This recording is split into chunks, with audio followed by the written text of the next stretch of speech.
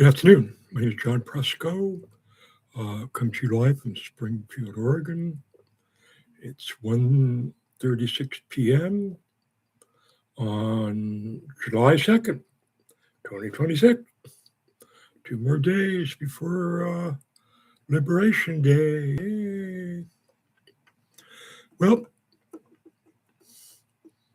I feel more liberated today than I did when I heard that I had sired a girl child.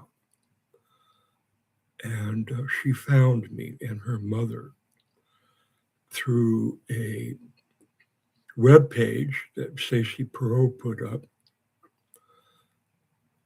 about the famous artist Christine Rosamond, who's my sister. And on this web page, Stacey Perot is asking people who had known Christine to come forward and tell their story and be in Tom Snyder's book. Tom Snyder's book, I hate to advertise it. This is quite a diabolical man who manipulated a 16-year-old child to get what he wants. And to freeze my book, he tried to get me to sign a non-disclosure agreement so I could write about my sister, finish my book, Bonds with Angels. I began in 1992. So Stacey Perot put Heather Hansen, let's go with Patrice Hansen, the mother, and Heather Hansen in touch with Tom Snyder, who wrote this evil biography by the world famous artist. And all of a sudden, Tom realizes who this is, who he's talking to, and they come right out of the blue. And he just failed to get me to tell my story, which I was going to do until I sensed this non-disclosure agreement was there. They weren't going to let me write my version of my life as the famous artist Rosamond. They just weren't going to do it. But now they had mother and child, and I don't know they exist. And Tom knows it. Who else knows it? That my daughter exists? Well, how about everybody there that was at the reopening of the Rosamond Gallery, including Larry Chazen? Mark said he was going to be there, and I asked him to pay my airfare so I could go down and be there. He said, no, he didn't want me there. They didn't want me at that meeting before the funeral, where all the friends of Rosamond were there to contribute to the cost of the funeral. Well, where were those people when it came time to deal with Drew Taylor Benton, who was in the morgue, refrigerated for 20 days, when I found her through social network, looking at their Dundon relatives. So she's already convoluted. I mean, what? Ooh, yeah. So that's going to be the hardest part. Putting this together when they taken your child hostage, they literally kidnapped her. And she's gone to Bullhead City to be with Vicky. My 17-year-old daughter disappeared. I was supposed to go to her high school graduation. I sent her a package and came back. No forwarding address, no telephone number. I go, where is she? Where's my 16-year-old miracle? That pretty much guaranteed me a book. So it had a happy ending. See? And they didn't want me to have a happy ending. Okay? Because then my book would outsell their book. And it's a recovery book. Christine drowned in her first sober birthday. Are you getting this? This is a fight over uh, having first book about a world famous artist out on the market, so you can grab all the copyrights and testimony of people in there. And then they had plans to make a movie from this, a movie script. See, that was where the big bucks were, getting the movie. And all of a sudden, I got the movie ending.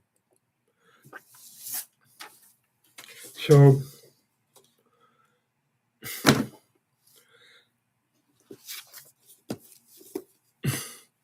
I want to say this, but I'm thinking I need to leave it for the end because I'm going to go try to get a Netflix series called, because what these people did to me, hideous, evil, dark, full of intrigue, all this stuff that, uh, remember that someone saw just a video of some guy talking about Christine. He said, man, this reminds me of that vampire series that was on. He hadn't heard anything. So my daughter had no interest in seeing me. Tom Snyder is going, what? My 16-year-old daughter didn't want to see me. And Tom Snyder was just blown away. No. Well, why did she get in touch with Stacy Pro and her? Well, they want to be in a famous book about a famous artist. And the stage mother, Patrice Hanson, and her aunt and uncle want her to be a successful country western singer. See, $20 million the first year. She's Taylor Swift or something,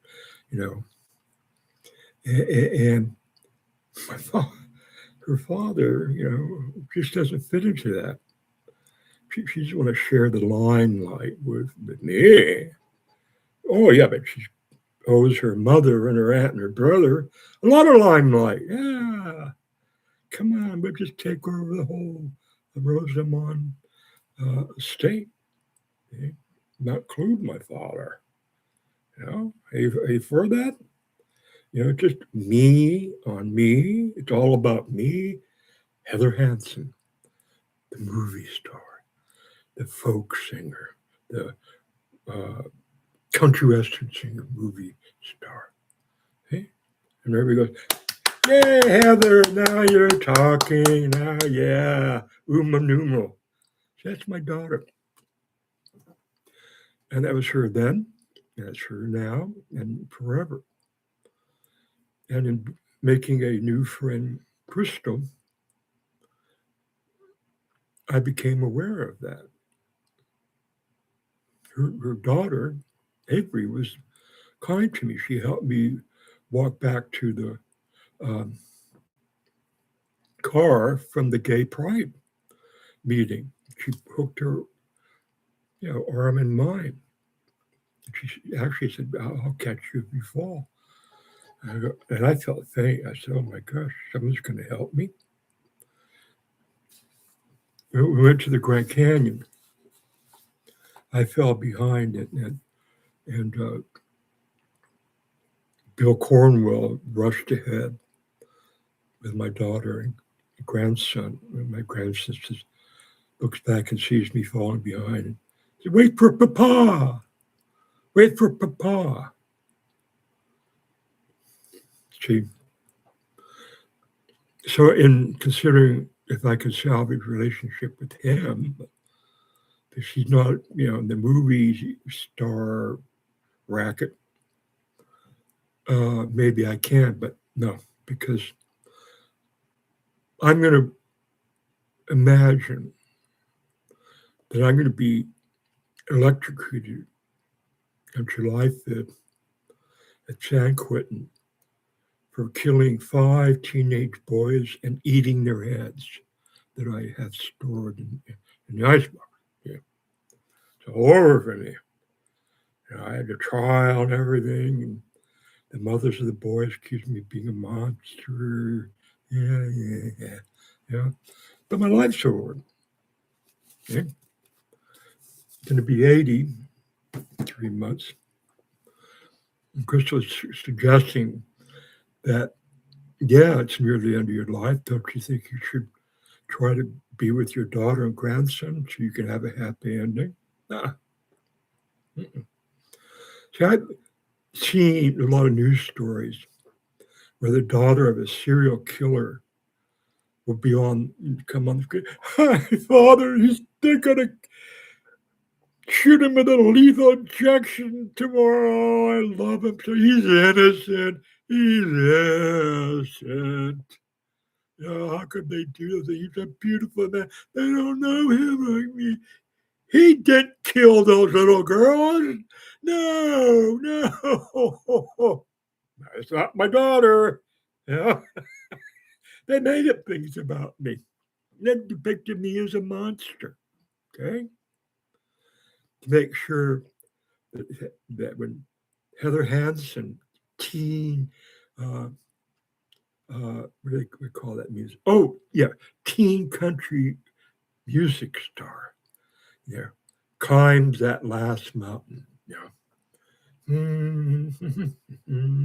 She's all alone, Well, there's her mom and dad down there. No, she didn't have dad. Didn't he die? Wait a minute. Yeah, he died. But that wasn't his real father, and they knew it. But Patrice Hanson put in the arms of Randa Del Piano. And said, this is your newborn daughter. And he goes, okay, but the scam, I'll go, I'm along. I'm a con artist that's served time in San Quentin, for ripping people off, posing as Bob Weir, the Grateful Dead. Yeah, okay, I'll be the father of this little girl, even though my seed dried up. I can't conceive, and that's why my mother's so angry. But that you, Patrice, because she thinks it's your womb that's not working right. His seed's good. You could make 100 women pregnant just like that. So here's his success story, and the mother of Randa Del Piano goes, "Oh, I'm a grandmother." You go, huh? The blue eyes. We're Sicilian. We got brown eyes. What's going on here? This isn't my grandson. Who's telling him? This is, oh, mommy, just go along with it. This is all part of Patrice's dream. See, of meeting Rosamond someday and taking over everything.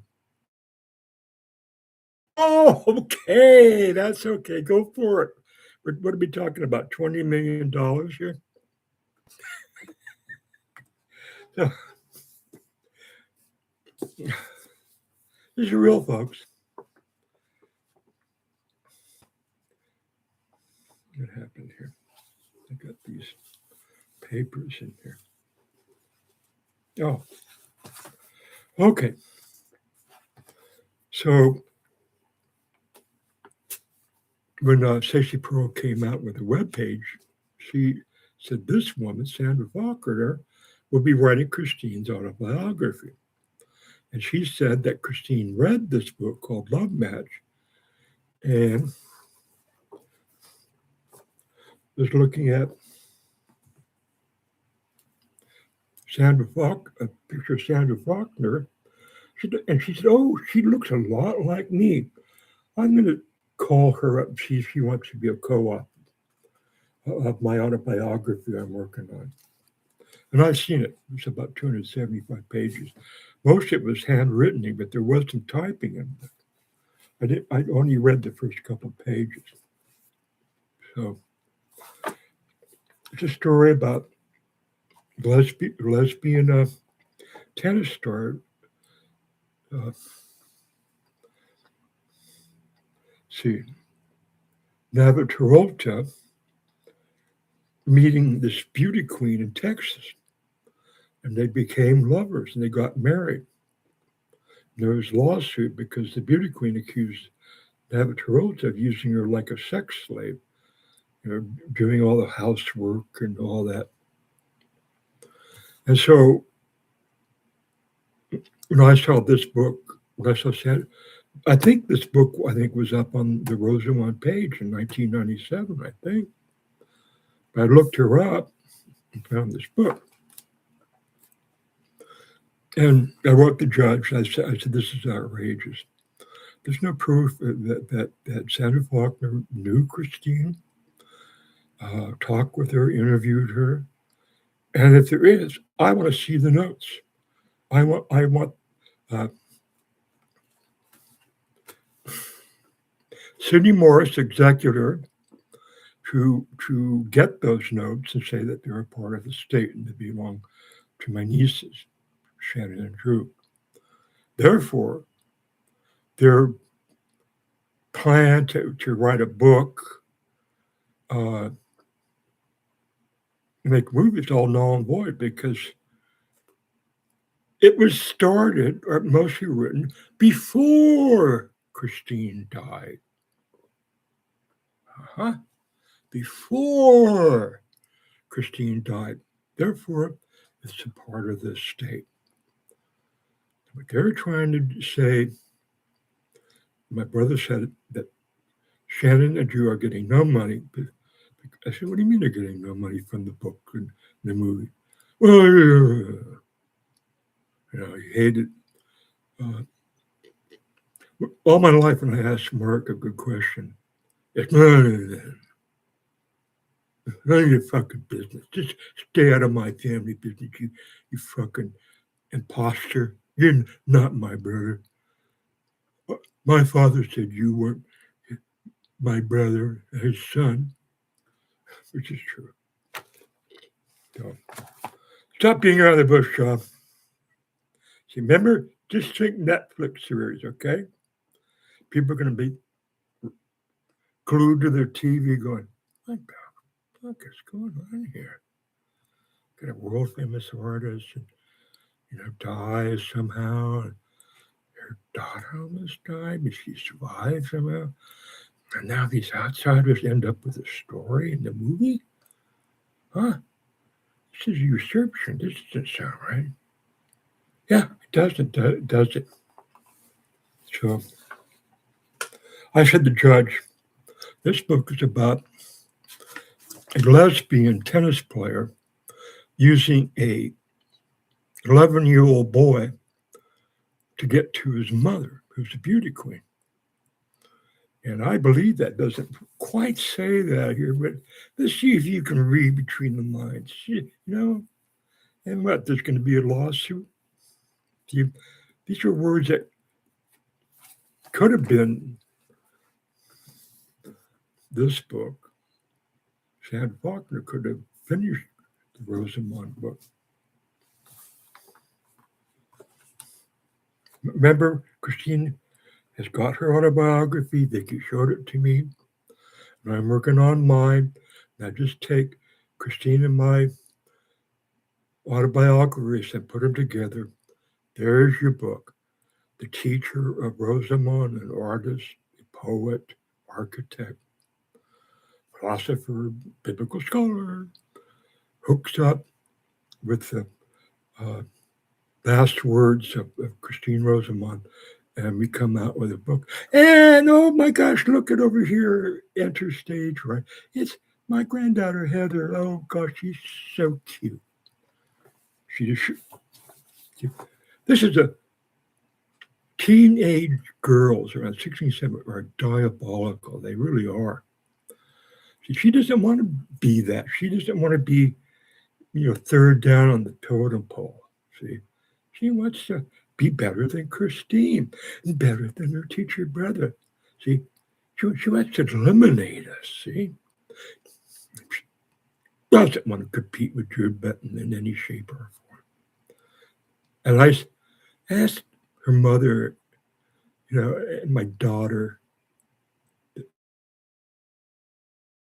just a piece of shit, I said, you do realize that Drew Benton is one of the heirs, and you'll have seen their faces when I put it to them. You know, see, now I read it like, so we'll just push her off a cliff too. So I get to put words in their mouth, and they can take me to court and they're going to lose. The introduction. Mom, this is Martina. Martina, this is my mom.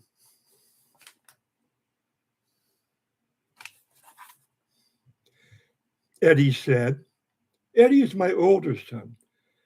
He is 22 years old now, but when that fateful introduction occurred, he was a boy of 11. Mom, this is Martina. Martina, this is my mom. Hey, how it began, how the love affair of the century, the lesbian love affair of the century began.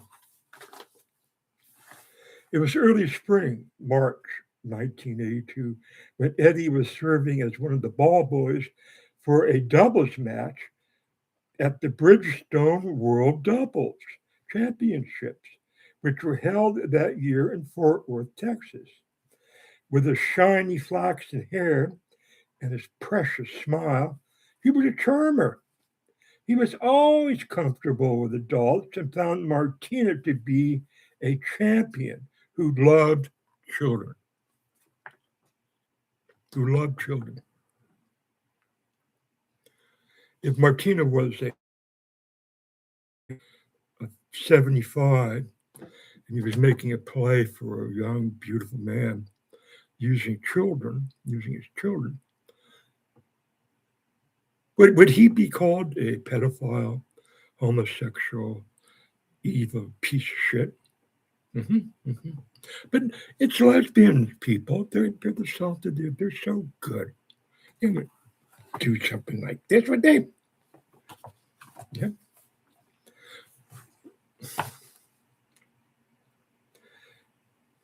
He was a charming. He's always comfortable with adults and found Martina to be a champion who loved children. They became instant friends. And Eddie thought, knowing how much I loved tennis, I played almost every day, that I would like to meet her. He was right. She played the style game that I admired. She had attacked the net constantly, and it seemed my nature to do that too.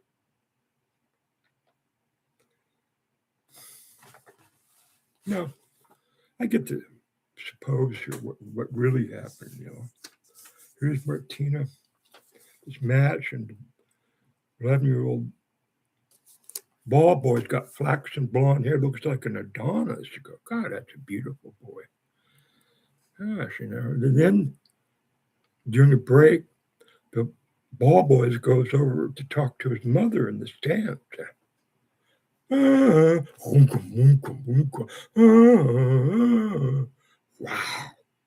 that is one beautiful woman. Of course, that's Eddie's mother. Look at her flaxen hair.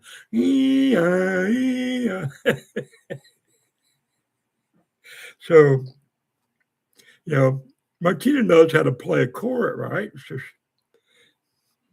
the ball boy comes back, they're getting ready to resume play, and Martina says, Eddie, is that your mom? Oh, yeah, that's my mommy up there. See? Yeah, I know. Gosh, Eddie, I would like to meet her. Uh-huh. Oh, sure. What a great idea. I don't know why I didn't think of it.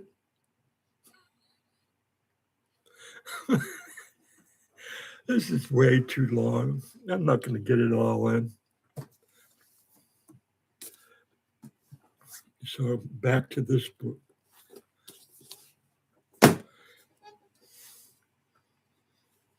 My niece Drew Benton was 8 years old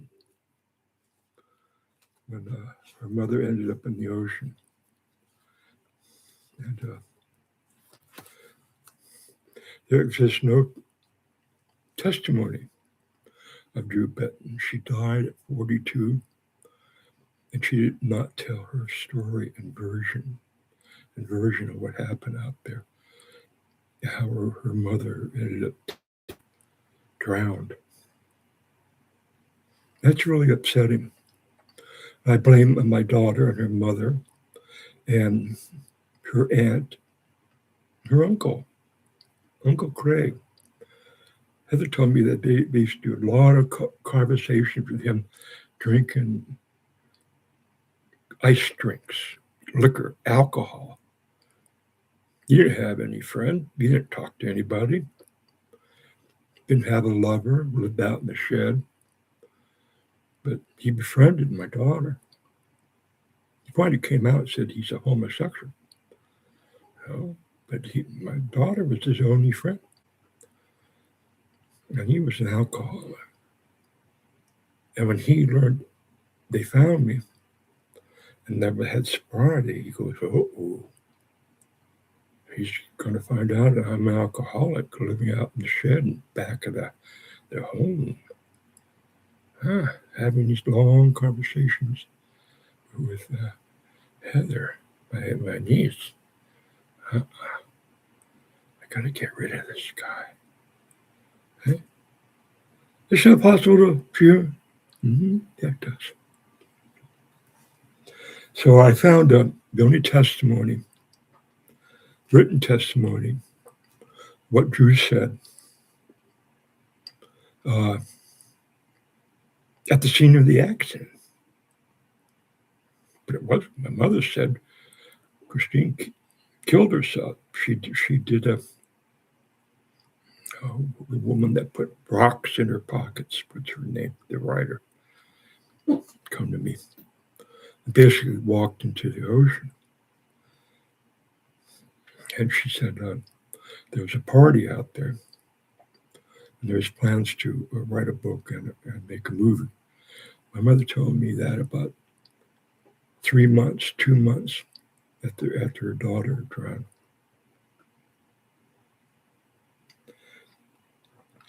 This is from one of the rescue people.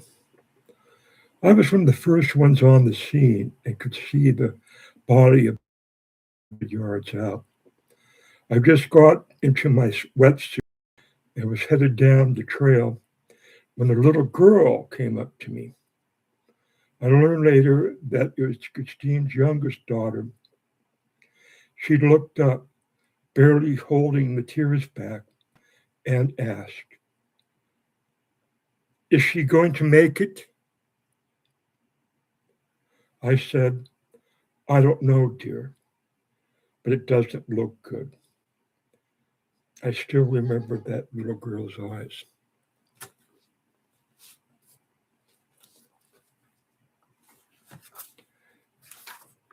Up here, in the acknowledgments,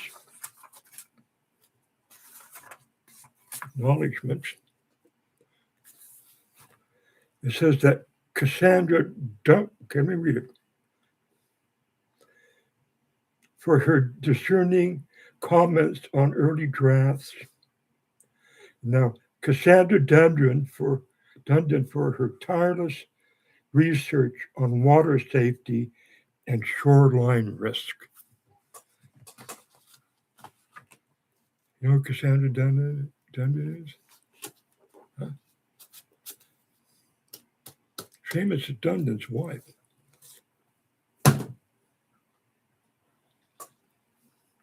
Where's Seamus Dundon's account of his aunt's death?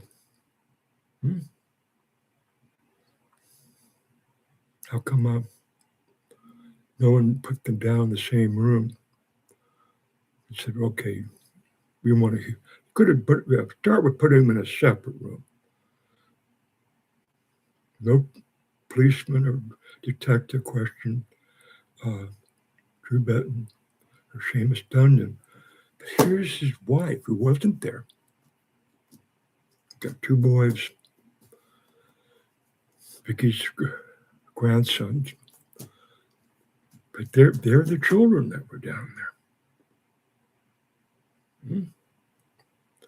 And why would Vicky Christine bring two children down to one of the most dangerous spots in the Pacific coast and not have a care for their safety? Seamus is 24. He's on leave. He's in the Air Force. He turns on AWACS. He was down there for a little while, but then he had a headache and walked all the way back up that trail to lie down or something. Got a headache.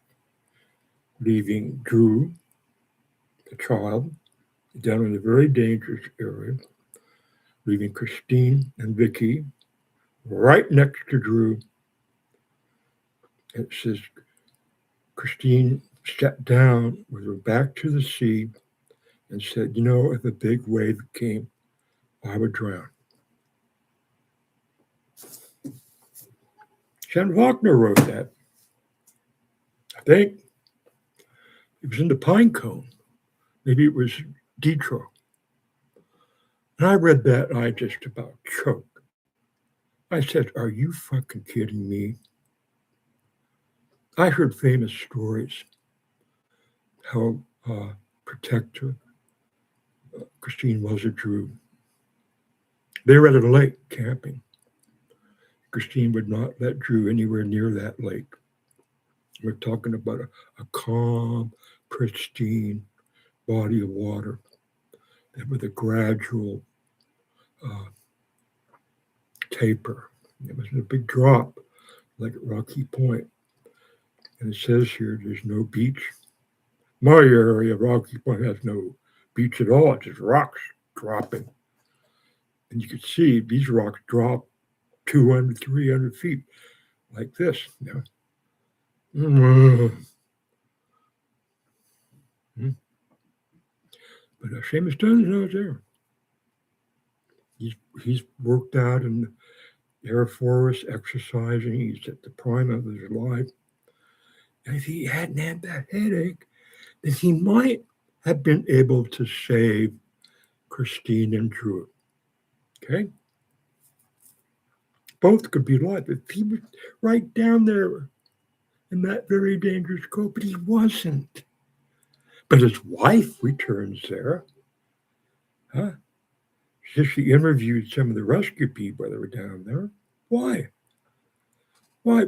Why don't we hear from the husband, Seamus Dundon, who ran from Detective Olmström and hid when she went looking for the next of kin of my niece, Christine's daughter, Drew Taylor Benton. It's a half hour. What a cliffhanger, folks. Now, I'll just leave you with this. I talked to Lane's wife, and she told me that this little girl, that her husband is an attorney, remember this little girl walking by herself, and she came up to him. He was working in his garden. And she said, "Will you help me? My mommy's in the water." And he would never forget that. And, you know, that's what the wife said. See? And now we got this trained rescuer saying that Drew came up to him at the top of the path near the parking lot where the vehicles, emergency vehicles, had parked. This guy put on a suit and gear, and he's going to head down a very steep trail. It takes about 10 minutes or more to get down there.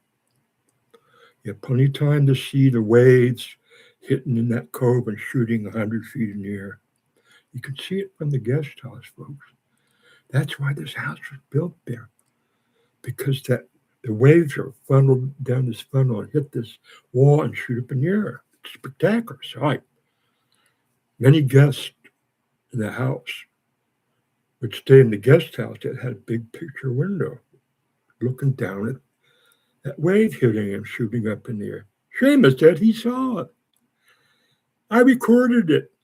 And I recorded my conversations with the rescue person. I sent it to the coroner, and they said, you could get a lot of trouble for recording people without telling them. Yeah, it's a 60-page report I sent to the coroner. So it looks like my mother was right. Looks like Drew was never down there when Christine got in the water and she jumped off the cliff.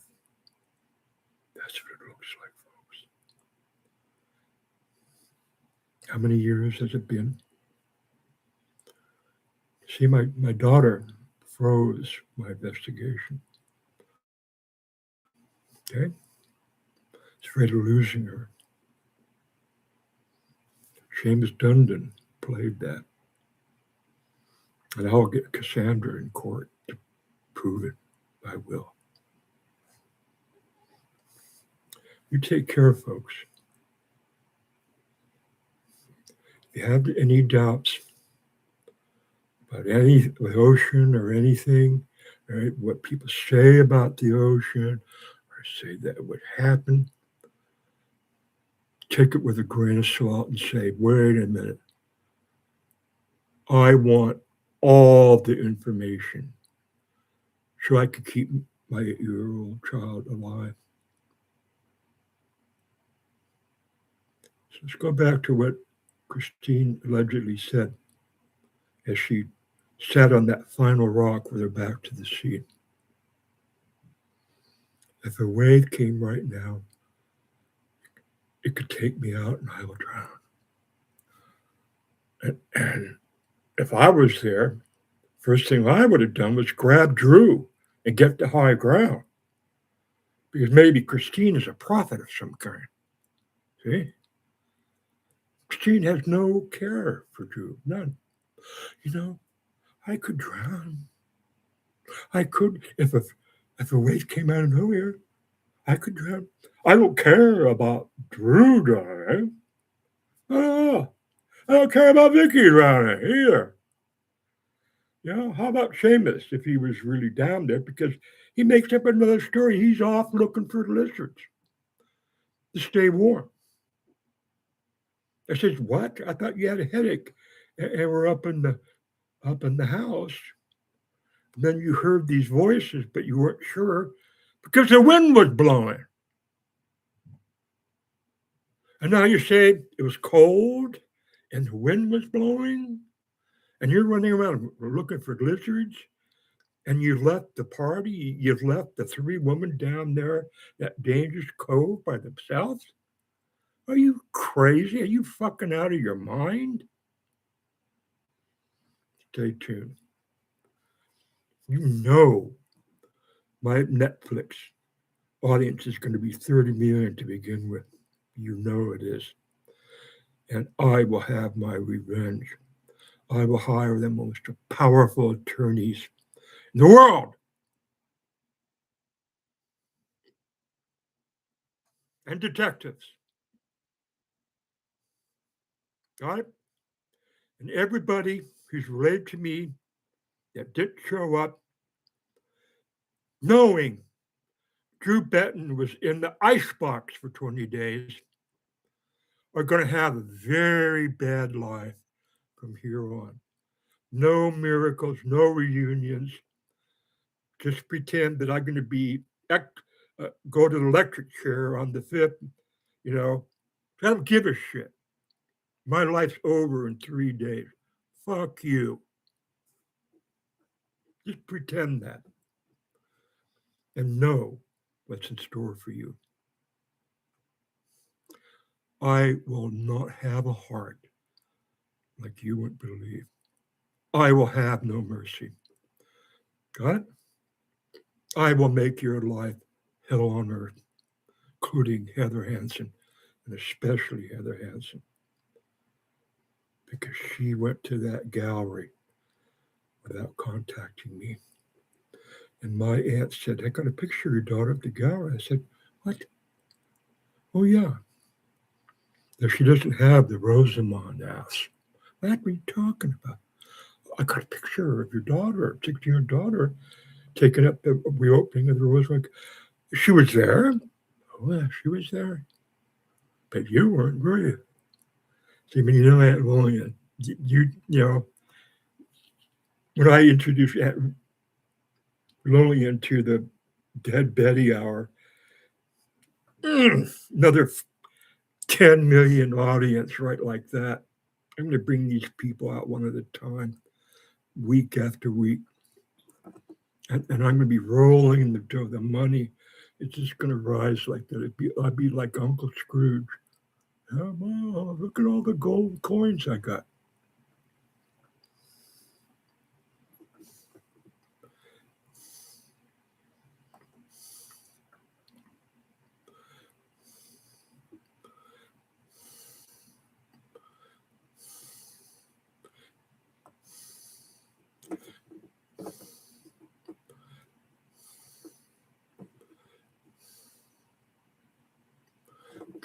I'm going to turn this thing off.